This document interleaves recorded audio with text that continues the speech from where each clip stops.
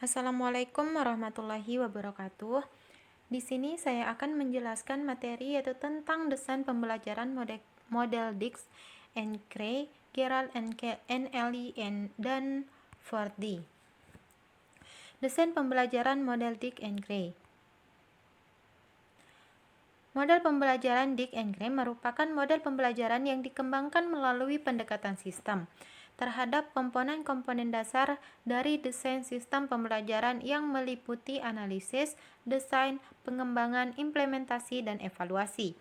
Model sistem pembelajaran yang dikembangkan oleh Dix dan kawan-kawan terdiri atas beberapa komponen yang perlu dilakukan untuk membuat rancangan aktivitas pembelajaran yang lebih besar. Langkah-langkah model Dix and Cray. Yang pertama yaitu mengidentifikasi tujuan pembelajaran.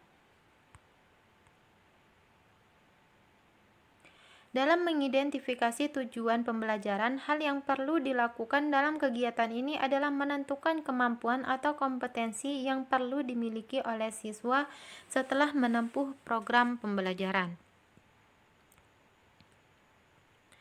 Yang kedua yaitu melakukan analisis instruksional. Sebuah proses yang digunakan untuk menentukan keterampilan dan pengetahuan relevan dan diperlukan oleh siswa untuk mencapai kompetensi atas tujuan pembelajaran. Yang ketiga yaitu analisis siswa dan konteks.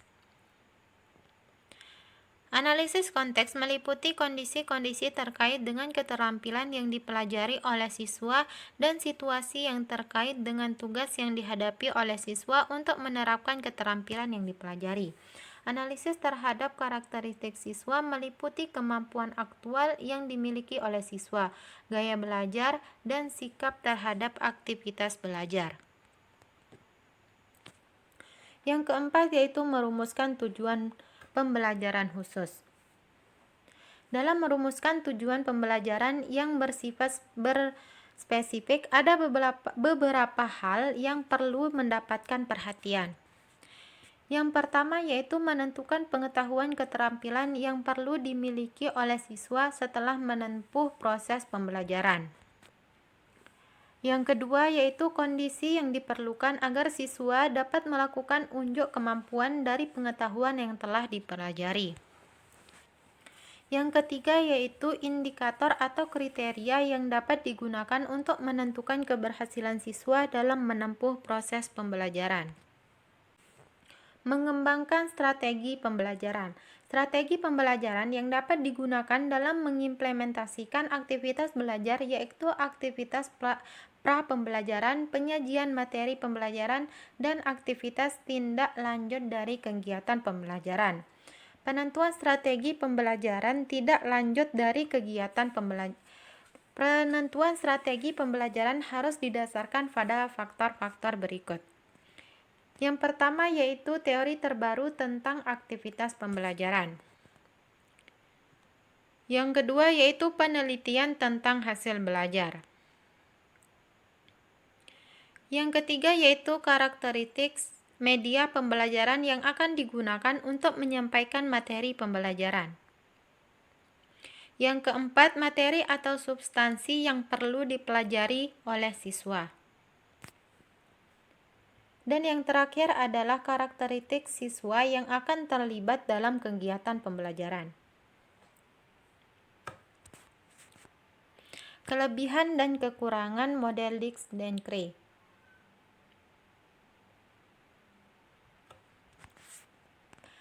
Kelebihan dari model Dix and Cray yang pertama yaitu setiap langkahnya jelas sehingga dapat diikuti. Yang kedua, teratur, efektif dan efisien dalam pelaksanaan. Yang ketiga yaitu terperinci sehingga mudah diikuti. Yang keempat, adanya revisi pada analisis instruksional, di mana hal tersebut merupakan hal yang sangat baik, karena apabila terjadi kesalahan, maka segera dapat dilakukan perubahan pada analisis instruksional tersebut. Dan yang terakhir yaitu lengkap, hampir mencakup semua yang dibutuhkan dalam suatu perencanaan pembelajaran. Sedangkan kekurangan model Dix and Cray. Yang pertama yaitu kaku karena setiap langkah telah ditentukan. Yang kedua, tidak semua prosedur pelaksanaan KBM dapat dikembangkan sesuai dengan langkah-langkah tersebut. Yang kedua, tidak cocok diterapkan dalam pembelajaran skala besar. Yang keempat, uji coba tidak diukur secara jelas. Yang kelima, pembelajaran tidak nampak secara jelas ada tidaknya penilaian pakar atau validasi. Terlalu banyak prosedur yang harus dilakukan. Komponen-komponen model pembelajaran Gelack and Ely.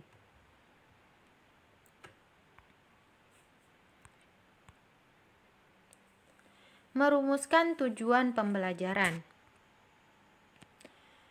Tujuan pembelajaran merupakan suatu target yang ingin dicapai dalam kegiatan pembelajaran. Dalam tujuan pembelajaran, merumuskan kemampuan apa yang harus dimiliki siswa pada tingkat jenjang belajar tertentu sehingga setelah selesai pokok bahasan tertentu siswa dapat memiliki kemampuan yang telah ditentukan sebelumnya.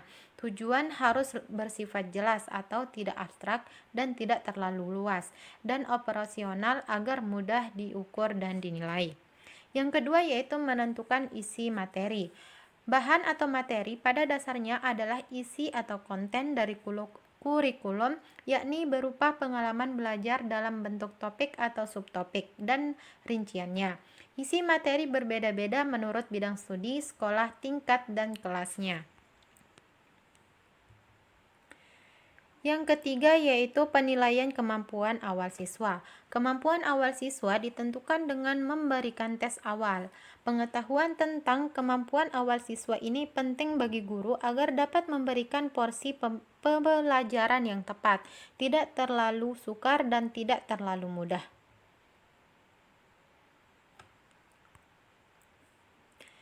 Yang keempat, menentukan strategi.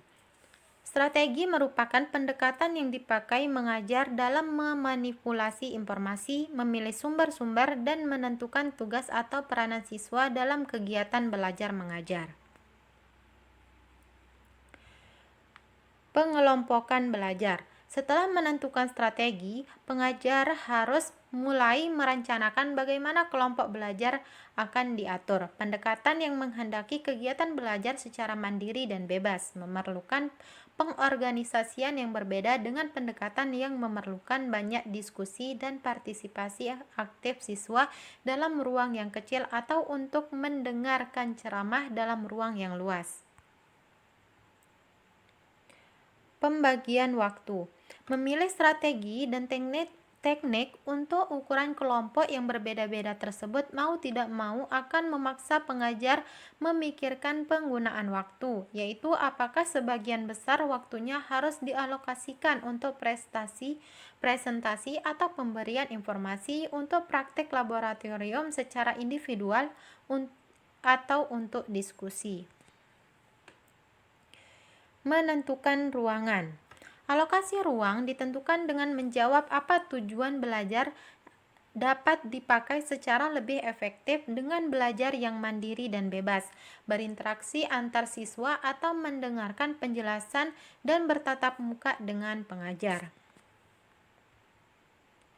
Memilih media. Pemilihan media ditentukan menurut tanggapan siswa yang disepakati sehingga fungsinya tidak hanya sebagai stimulus rangsangan belajar siswa semata. Evaluasi hasil belajar.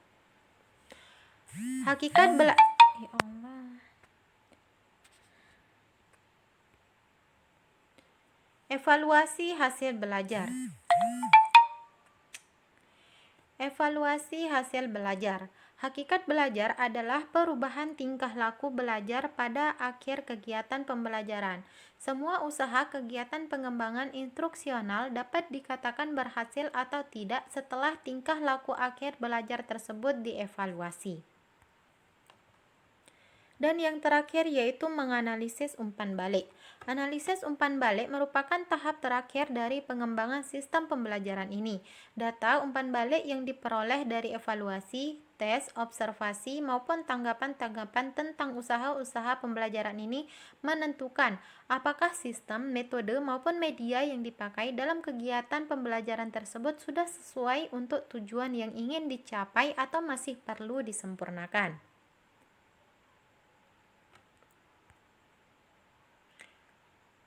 Desain pembelajaran model Gerard and Ellie.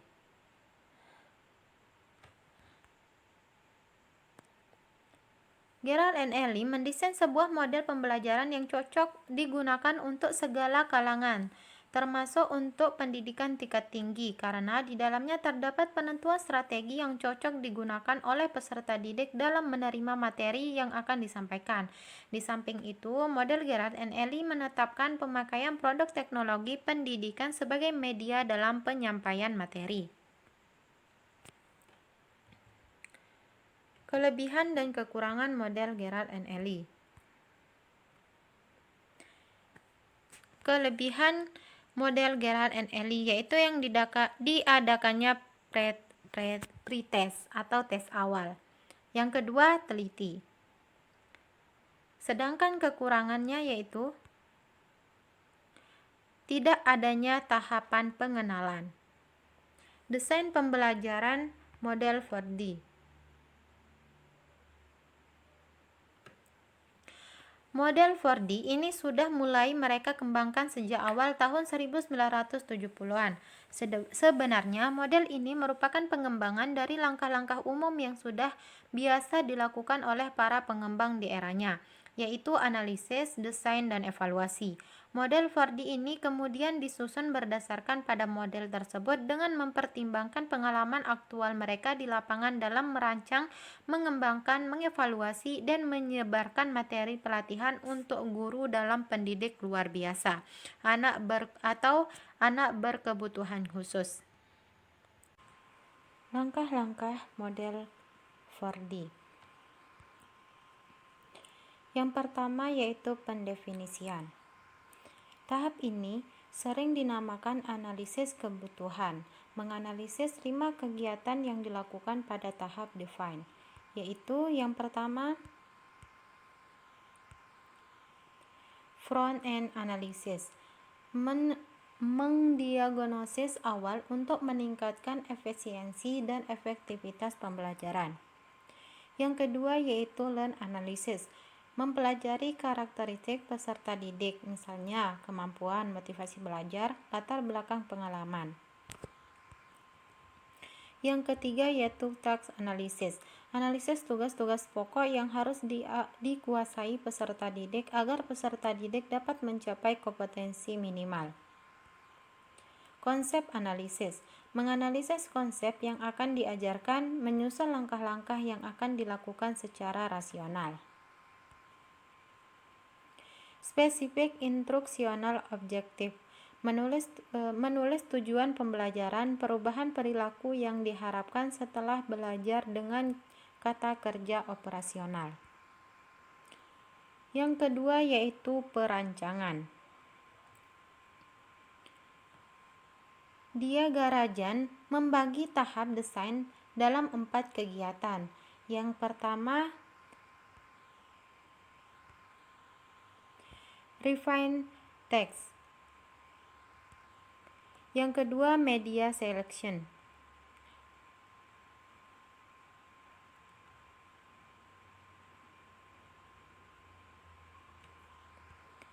Dan yang ketiga yaitu format selection. Yang keempat, initial design. Yang terakhir yaitu pengembangan atau develop. Expert appraisal merupakan teknik untuk memvalidasi atau menilai kelayakan rancangan produk. Dalam kegiatan ini dilakukan evaluasi oleh ahli dalam bidangnya.